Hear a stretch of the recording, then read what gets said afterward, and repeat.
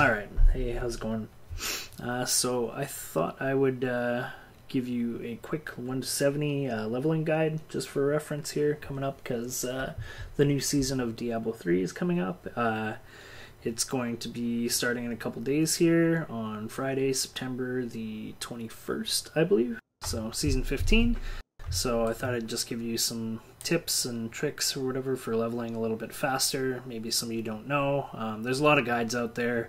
I just follow a general guide that I've been doing for a long time now, and I thought I'd pass on some of the tricks to other people that seem to have maybe a little bit more problem come the start of the season. So first thing you're going to want to do is you're going to want to make sure you don't do the challenge rift before the season starts so it's available. If you have done it, don't worry, that's okay. It's just a little bit better if you don't, but if you have, don't worry about it, it's still okay. So you go in, it's a Tragul's Challenge Rift looks like, so that's what you're going to do. You're going to do that, bang that out, and then after that you're just going to go into adventure mode and then set it on usually the highest setting you can, whether expert or master. We'll just put on expert, sure, for argument's sake now, and start your game up. Normally, most people level in a 4-person party, but if you're leveling solo, you can do massacre chain bonuses or whatever.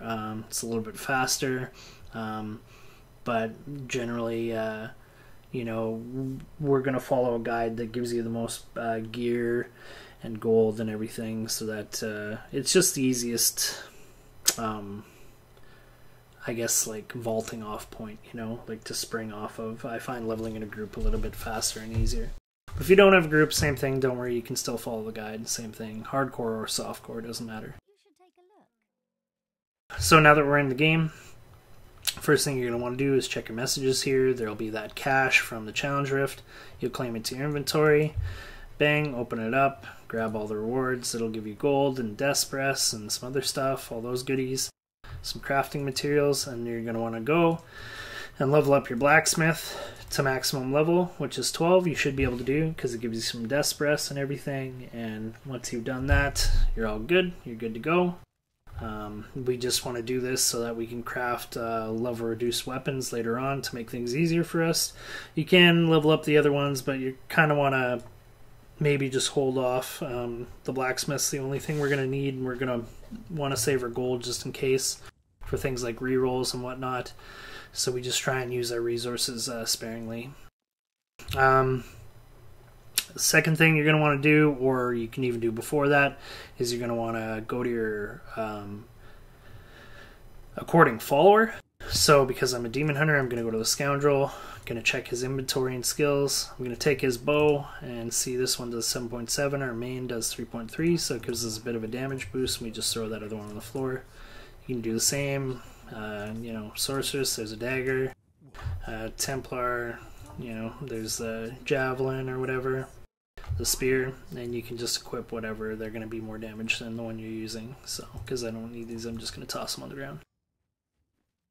So now that we've got a better starting weapon and everything, and we've got some materials and everything, we're kind of ready to go. So if you want, you can find generally like a boss kill or something. We could go to Belial here and kill them, or whatever, like one of these bounties with a kill quest, because it'll give you a chest. So we could do Arene if we wanted, whatever, blah blah blah, and that'll give you some yellows and everything. If you don't want to do that, that's fine too. You can just jump right into leveling. Generally, you want to go to Halls of Agony 2 or 3 just because they got the most density and it's easy to navigate. And you just kill up to around level 12 or whatever. So same thing. We just start killing. Boom. And then as you get close to a level, you see what I did there? I got close to everything. And when you level, it kind of does a little bit of an AoE explosion, so that's why it wiped that mob pack. So if you can, when you get close to leveling, try and get close to a big pack of monsters, and then it'll just send off an AoE. Let's see if I can do it one more time here. Maybe. Gotta be careful not to get trapped though too. Especially when you're in hardcore. Hardcore you probably don't do it as much, but softcore you can kind of risk it, So I'm just kiting these mobs. I'm using force move or whatever. You should set your force move to something like mouse wheels. Usually helps too. So, oh, well, there you go. We leveled involuntarily. I was going to walk down there, kill those skeletons, but whatever. It's all good. So that's generally what you do. You do it to like level 6 or 12, whatever. At level 6, you can go to the vendors and you can check the vendors in each act. So we'd go to this one here, for example, and then there should be like a rings and amulets tab. There might not be on them, but you check all the vendors with the little like gold icons or whatever. And so you just go around checking for rings or amulet tabs. Because I'm only level 3, they don't have them here. But you just you either do it yourself if you're solo, or you send your party around. At level 6, you can get rings, and at level 12 you should be able to get amulets. The only thing you're really looking for is average damage. So we want average damage on all our rings, both rings, and average damage on our amulet. If you don't get them and you get tired of looking, you could just go with main stat too. That's fine as well. But generally you want average damage to boost up your damage, because it directly affects your sheet. So it's just a little bit better for leveling up. So if you can't find them, that's fine. You can just go with you know, main stat. That's okay too. But you should be able to find average damage. You can remake the game a couple times, but you know, like I said, if you don't get them and you don't want to remake the game too many times, that's okay too, because you don't want to waste time. So, but you should be able to find them pretty easily. You just go around and check all the vendors and all the acts or whatever. And if you're in a party, it's easy to split a lot quicker and find them. So after you've done that, you've done the once 12 or whatever. Basically, you just straight up go into rifts after that, and you do rifts from pretty much 1 to 70. It's as simple as that. At level 20 to 25 range, I'd recommend, or maybe even like 18 to 20. Like in that range, you'd go and do like probably a round of Act 1 bounties, or whatever act you want to do. And then you'd open the caches, and from the caches you have a chance to get Borns and Canes set. So if you don't get them, again, that's okay, but if you're in a group, like, it's extremely beneficial to do this round of bounties, because if you do end up getting Borns and Canes, you'd craft them up, and each person that crafts them, they give bonus experience. And before 70, like, this is the way they used to work way back in the day. It used to give your whole party bonus experience. So it still works this way before 70. So you craft them up, and then say I got Borns and Canes. I'd craft both of them, and I'd wear the whole set, the Borns and the Canes. I think the Canes gives you 50% bonus experience, and the Borns, I want to say 20. Don't quote me on it, but I'm pretty sure. And so that would be 70% bonus experience. And basically, I'm just an experience totem for the rest of the party. And you cannot take these things off the whole time from 1 to 70, because it gives the whole party bonus experience, and it's just so worth it. It doesn't really affect you too much. Like, some people might be thinking, oh god, well, I have to wear this like low-level gear the whole time. And it's like, well, yes, you do, but you're not losing too much, because you can still get like good weapons and everything, and your damage should be okay. And the bonus experience from it is just like way too good. Like, you level so much faster. So if you get lucky, like, everyone in your party will get it. That's kind of the ideal scenario. If they don't, that's kind of okay too. But yeah, generally, whoever gets those plans, you definitely want to craft them up. So this is why you save all your materials and everything. You don't just go spending. So that boosts up party experience for the whole party. If you have, you can always get a friend to run, instead of adventure mode, they can run campaign all the way up to King Leoric. And when they kill King Leoric or whatever, they can come and message one of your players in your party and be like, hey, I've got the waypoint for Leoric. And so I would hop out of the game and say, I don't know, let's pick someone off the friends list. Let's say Start a War was doing it for me, because he was leveling solo and he's just doing me a favor. He's like, hey, I'll run Lyrics for you. I'm like, okay. So he goes, I leave the game, I leave the party. My party keeps doing their thing. he starts a game with the waypoint for Leorix after he just killed it, and then he gives it to me, so I go grab the waypoint, and then I come back to my party, and then I create a story mode game at Leorix waypoint, and then we go kill Leoric together, and then we all get Leoric's crown. This is extremely valuable, like if you can have someone to do this, because then you all get a Leoric's crown from it. And same thing, Leoric's crown, as we all know, whatever gem we put in it, it doubles that gem's effectiveness. So basically you put a red gem in it and it gives you experience. So everyone would put a red gem in their helm and they'd keep upgrading the red gem as you go, and it would give bonus experience to the whole party. So if you get lucky, you can find them. If you don't get lucky, you can do what I'm talking about here. If you have an extra friend or whoever to run it for you, and that's really great too. But if you don't, then yeah, like it's not a big deal. You can always find them or gamble them or get lucky. A lot of people just do like luck of the draw because they do drop a lot. But if you do have that friend to do that for you, that's extremely beneficial. Because it's the same as the Borns and Canes. It's just extra experience for the whole party. Boosts you up that much faster. Okay, so after that, after the bounties, say we got the Leorics, everything. We've got crafted up our Borns and Canes and all that. So we've got our rings with average damage. We've got our amulets with average damage. Everything's just, you know, hunky-dory. We just keep doing rifts, and that's all you do is rifts from that point in. All we do is just rift all the way to 70. But important thing to note, like because I'm a demon hunter here, I'm gonna craft. You can craft a level 70 weapon,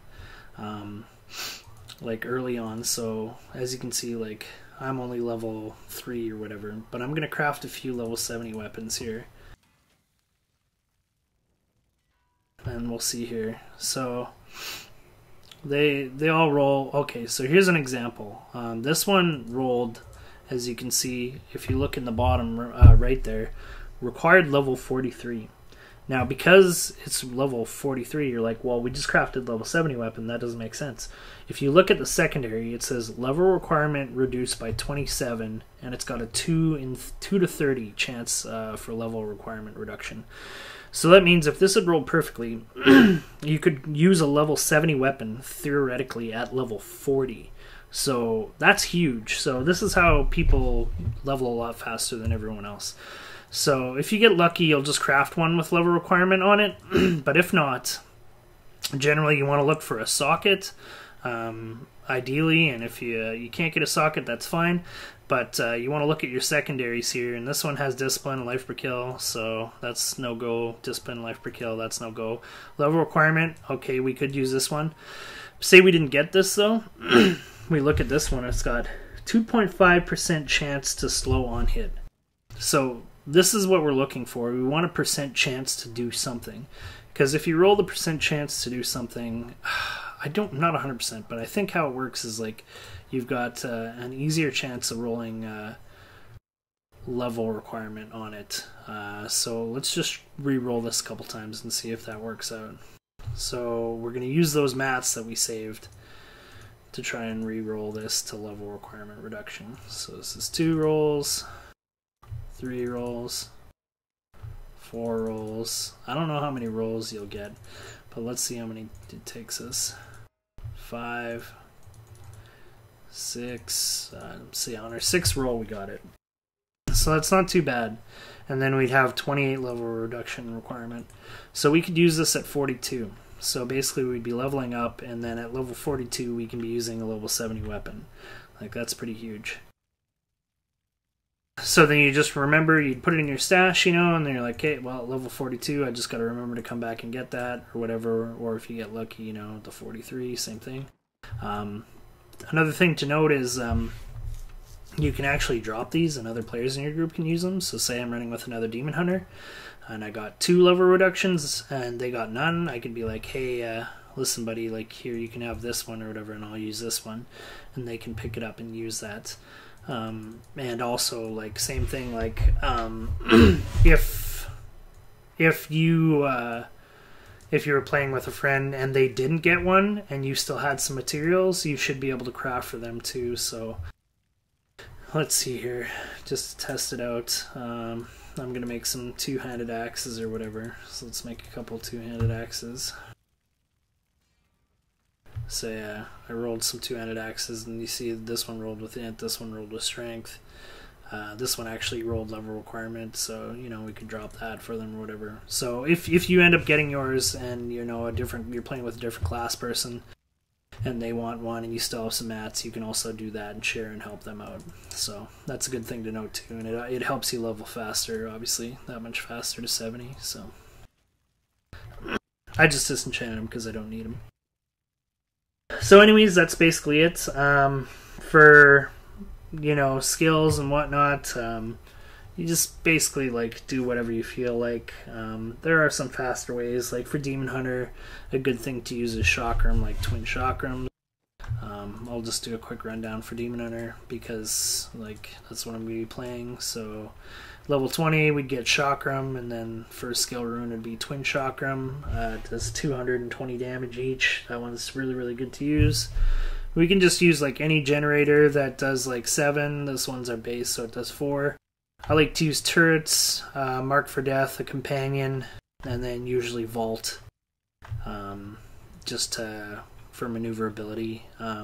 For passives, I like Tactical Advantage, usually like a damage like Call of the Week. If you're playing hardcore, you don't get awareness till later, so generally you just like go for survivability and speed or whatever to get yourself out of sticky situations. But yeah, another thing to note, you do get blood shards.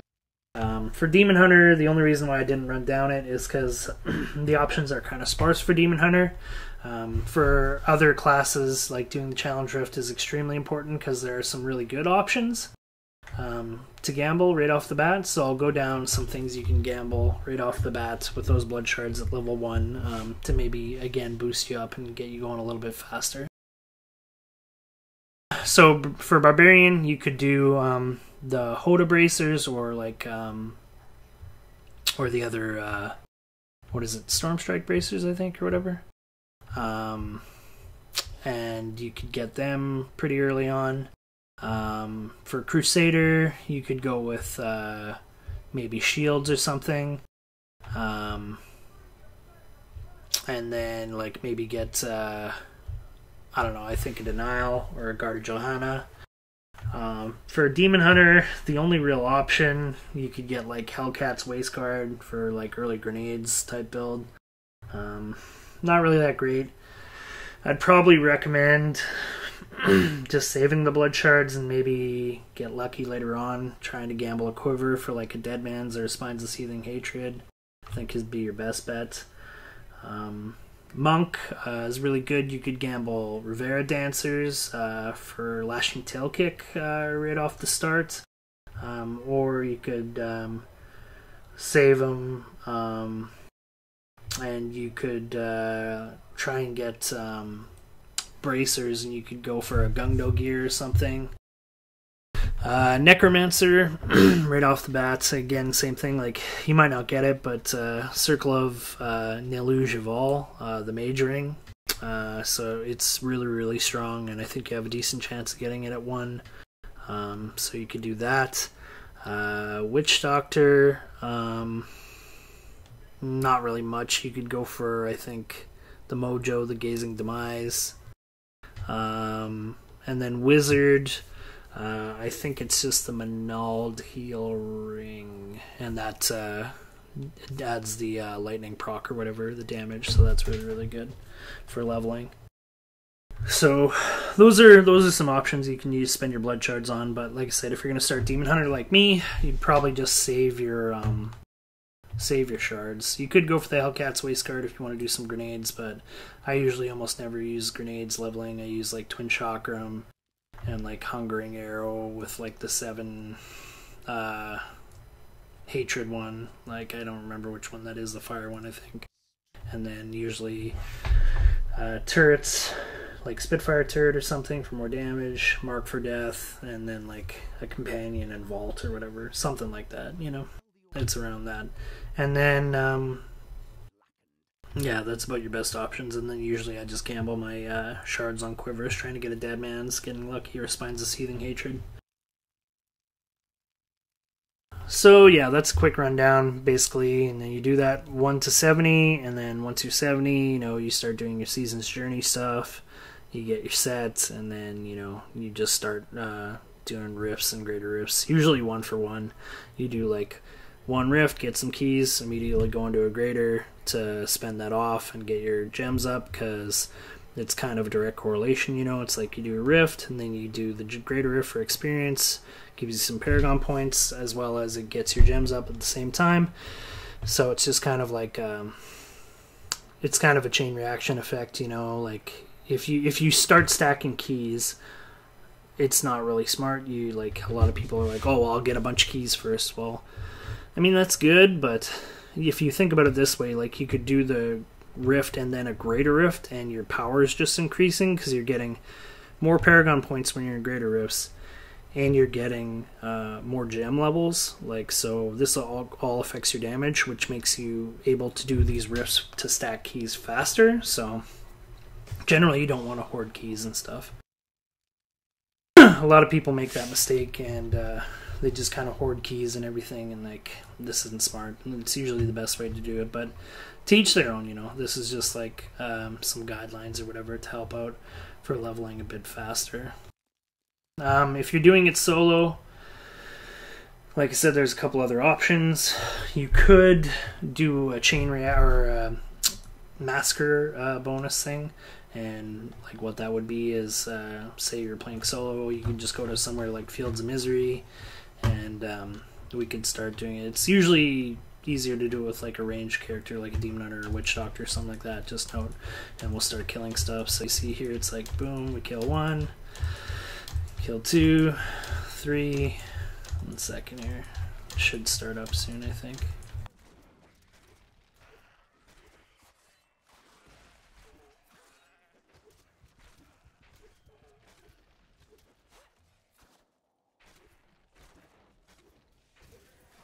So there, see the massacre bonus, and then you just keep going, and like make sure like you have to be able to chain them, right? See, I stopped the chain there. And that's when it gives you the multiplier. So generally you want to chain like 300, 400, or a bunch of kills together. So usually it takes some practice, and usually some kiting, ability. So it's like boom, we just keep going. And as long as you're hitting mobs, the bonus should keep going. But yeah, that's basically how you do it. It's nothing special. So there's that option as well. The massacre bonus is pretty quick. You can get to 70 a little bit faster, I think, if you do the massacre bonus.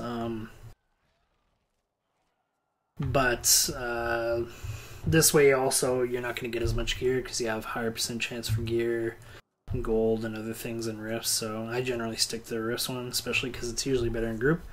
But if you want to do that way, you can do that. There's also a trick. You can go in Torment 6 if you really, really want to be a baller, and you'd start it in, what is it, T6, I think, if you can. I can't even remember how you do it.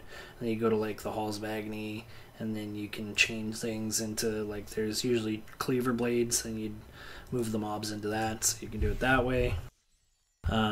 There's a lot of different stuff you can do, but generally, like I said, I like to stick to the rifts, and do it that way.